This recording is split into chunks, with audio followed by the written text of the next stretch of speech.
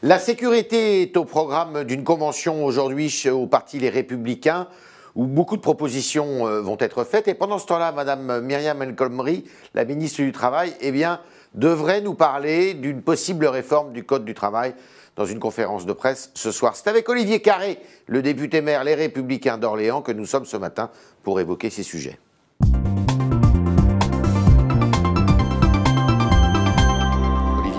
Bonjour, bienvenue dans ces studios. Alors, il y a des événements qui ont beaucoup choqué ces dernières semaines sur l'autoroute A1 avec les gens du voyage, à Moirans dans l'Isère, les gens du voyage, encore avec des forains ce week-end à Clermont-Ferrand et des habitants d'un quartier de Clermont-Ferrand.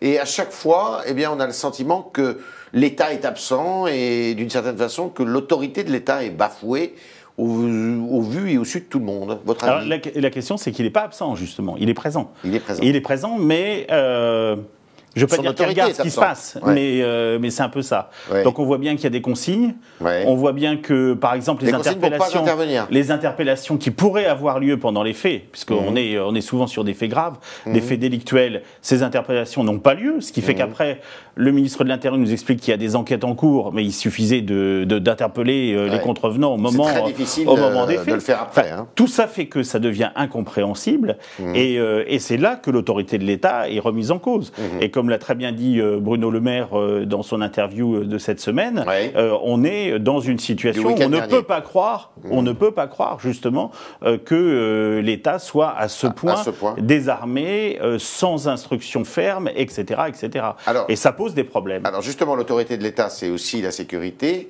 La sécurité est au programme d'une convention aujourd'hui chez les Républicains. Et alors Nicolas Sarkozy, votre président, a émis quelques idées ce matin dans une interview au Parisien. Confier le contrôle de la vitesse sur autoroute aux concessionnaires de ces autoroutes, c'est une bonne idée? Il y a déjà des radars. Les radars, c'est pas des personnes. Oui, mais donc, là, on parle des motards ou des camionnettes. Je suis modérément favorable à ce que des actions qui entraînent derrière des poursuites ne soient pas sanctionnées par la force publique, mais il y a une délégation par des régaliens. Ah, c'est pas la même chose. C'est pas pareil. Ah, c'est pas du tout pareil. Vous avez la délégation de service public qui consiste à faire en sorte que tout le monde roule bien. Ouais. C'est pas la même chose que de constater un certain nombre de points. Plaît moyennement. Celle-là me plaît moins. Par contre, il fait une analyse. Il fait une analyse sur le fonctionnement même aujourd'hui de la justice et de la police, puisque les deux sont liés. Ouais. Vous déposez une plainte. Qui est-ce qui prend la plainte? Vous avez des rapports à faire. Il suggère la création d'un grand ministère de la sécurité publique. Vous êtes d'accord? Celle-là, ça serait la suite de ce qu'il avait déjà commencé à mettre en œuvre et qui avait très bien fonctionné. La deuxième chose, c'est aussi de décharger une partie du travail des forces de l'ordre qui doivent être concentrées sur le terrain, plus que de rester et d'être ankylosés, déchargés en termes administratifs, en termes de paperasse, tout ce qui se... Ils s'en plaignent, on le voit bien. Estrosi va plus loin encore, il dit qu'il faut jumeler et confondre les deux ministères, justice et intérieur. Justice et intérieur, il y a derrière quand même la question de la séparation des pouvoirs qui peut se poser. Mais ceci étant dit, on voit... Moi, j'y suis attaché parce que la Constitution y est attachée et elle le définit. Bon, maintenant, il y a un certain nombre... Ça peut se réviser, une Constitution. Non, mais le vrai sujet, il ne me semble pas là. Je ne suis pas un grand spécialiste, mais ce que je vois en tant que concitoyen et en tant que maire, c'est que les policiers aujourd'hui chaque fois doutent de l'intervention qu'ils sont en train de faire, parce que derrière, il y a toute une série de procédures qui sont super complexes. C'est là qu'il faut réformer. La prison automatique pour tout Français revenant du djihad? Déjà, je ne sais pas si on devrait les accepter sur le sol. Oui, mais ça, constitutionnellement, vous êtes obligé. Constitutionnellement, il y a la question. Quand je trouve qu'on devrait. Alors, quand ils n'ont que la nationalité française, c'est un autre sujet. La prison, je ne sais pas. Ça dépend de que je sache. Aujourd'hui, c'est pas considéré directement comme un délit, mais par contre, qu'il soit sous une surveillance accrue. D'accord. Mais je crois que les services le font aujourd'hui. En tout cas, j'ai la faiblesse de le croire. Les responsables de ce délitement de l'autorité de l'État que vous constatiez, et puis d'une nécessité de revoir un peu le dossier judiciaire et sécuritaire, tout ça, c'est C'est dû à quoi? À la politique de Mme Taubira? Je ne vais pas taper sur Mme Taubira. Ce qui est sûr, c'est qu'il y a un certain nombre de faits qui sont en train d'évoluer. Ouais. Et la chancellerie et donc sa ministre, eux, n'évoluent pas. D'accord. Là, il y a un certain nombre de faits. Je prends des choses que j'ai constatées ce week-end, tout simplement. Allez-y. Des bandes qui ont profité d'Halloween pour aller extrêmement loin dans la violence et dans l'agression matérielle. À Orléans, mais ça s'est passé aussi sur d'autres villes, c'est ce que j'ai pu constater sur les réseaux sociaux. Ces bandes-là, la police considère que finalement, il y a eu un peu de dégradation, il y a un peu de machin, jusqu'au jour où il y a un vrai pépin sur des personnes. Donc il faut agir et on agit pas. Il faut absolument agir et tuer le problème quand il est dans l'œuf. D'accord. Et ça, aujourd'hui, on voit bien qu'il n'y a pas d'instruction pour aller dans ce sens. Et que par ailleurs, au niveau de la justice, ça se perd dans les nimbes des procédures judiciaires. Donc là, il faut revoir vraiment. Il y a un certain nombre de points qui doivent être vraiment revus. Alors, Mme El Khomri, j'en parlais dans mon introduction, présente cet après-midi une esquisse de ce que pourrait être la réforme du Code du travail. Est-ce que vous êtes optimiste sur cette réforme? Est-ce que cette réforme sera une vraie réforme? Il faudrait elle est d'abord... Elle est absolument nécessaire. Elle est nécessaire. Elle doit aller Vous êtes économiste, elle doit aller de pair aussi avec une révision du fonctionnement de tout le monde syndical et de la représentation syndicale. D'accord. Pourquoi les deux sont liés? Parce que qui dit contrat de travail dit après derrière toute une série de procédures de dialogue à l'intérieur de l'entreprise. Il faut revoir le contrat de travail. Et le contrat de travail lui-même aujourd'hui, le CDI, il implique tellement de conséquences du fait de la jurisprudence qui, là encore, n'a jamais été révisée, que c'est un frein aujourd'hui à l'embauche. Ou alors, ça se traduit par donc on supprime beaucoup le CDI. de ruptures. Vous êtes pour sa suppression? On le réforme. On réforme le contrat de travail, et le contrat de travail qui doit être plus souple à l'entrée comme à la sortie. Est-ce qu'on revoit le SMIC? Ça fait partie aussi des sujets qu'il faut revoir. C'est une contrainte à l'emploi, le SMIC? Ce que je sais aujourd'hui, c'est que le SMIC chargé, compte tenu de tous les allègements de charges qu'il y a, n'est plus un obstacle à l'emploi en tant que tel.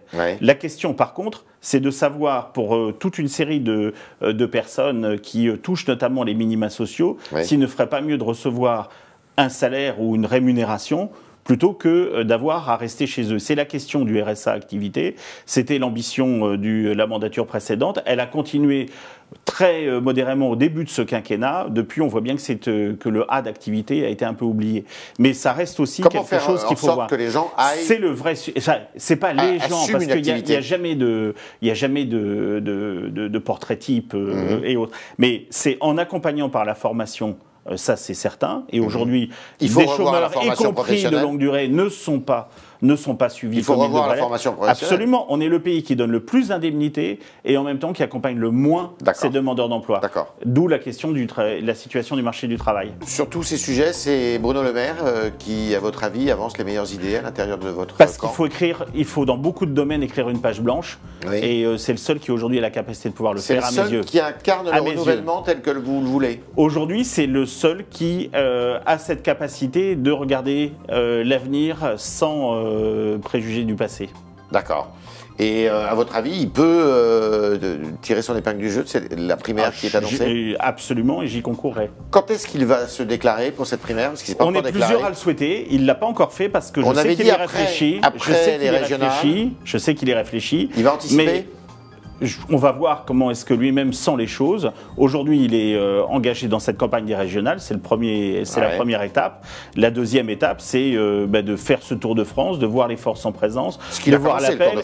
Et on est un certain nombre de parlementaires à souhaiter qu'il s'y engage. Dès le mois de janvier? On verra, c'est lui qui décidera de ce calendrier. Et les Français aussi, d'une certaine façon. Alors, vous êtes maire d'Orléans. J'ai une dernière question. Il y a un sujet qui a fait beaucoup de bruit ce week-end, c'est tous ces retraités modestes, de conditions modestes, à qui, on a retiré une demi-part d'impôt. Et donc, ils vont être... alors, c'est pas tout à fait ça. Oui, enfin, c'est les veuves. C'est les veuves en 2008. Mais, voilà. Alors, ça a été fait dans un contexte de fiscalité qui était déjà maximum. La gauche en a rajouté. C'est ça qui a fait déborder le vase, et c'est ça qui fait que... C'est quoi? C'est de l'amateurisme du gouvernement actuel? C'est impressionnant. C'est-à-dire qu'en fait, l'amateurisme dans les prises de décision, parce que le gouvernement a pris toute une série de décisions depuis 2012 qui sont calamiteuses pour le consentement à l'impôt, qui font que justement... Bon, des revenus aisés sont touchés, mais beaucoup de classes moyennes et beaucoup de petits revenus. Ça fait déjà 2 ans qu'ils essayent le rétro-pédalage comme ils essayent de le faire avec les minima, ceux qui rentrent dans l'impôt. Ouais. Et là, on voit bien qu'ils continuent à ne rien pouvoir mesurer à l'avance et ils prennent des décisions sans savoir les réelles conséquences. C'est très grave. Donc c'est de l'amateurisme. Absolument. Vous en voulez. Et il y a beaucoup de cas à Orléans? Je ne peux pas le savoir, la DGFiP doit le savoir, elle. Les impôts doivent le savoir. C'était le talk Le Figaro d'Olivier Carré, le député maire Les Républicains d'Orléans, qui nous a dit beaucoup de choses, qui nous a dit qu'il fallait effectivement revoir l'organisation de l'exercice de la sécurité et de la justice dans ce pays. Et pour autant, il n'est pas favorable à ce que, par exemple, les contrôles de vitesse soient confiés aux sociétés concessionnaires d'autoroutes. Il nous dit en revanche qu'il faut revoir le code du travail et qu'il faut revoir le contrat de travail. C'est une piste qu'il faut envisager sous l'impulsion de Bruno Le Maire, qui est l'homme qui, chez les Républicains, selon lui, incarne la feuille blanche, c'est-à-dire le renouvellement, et il le soutient à écrire et qu'il le soutient grandement pour la primaire qui se profile à l'automne 2016. Merci Olivier Carré. Merci.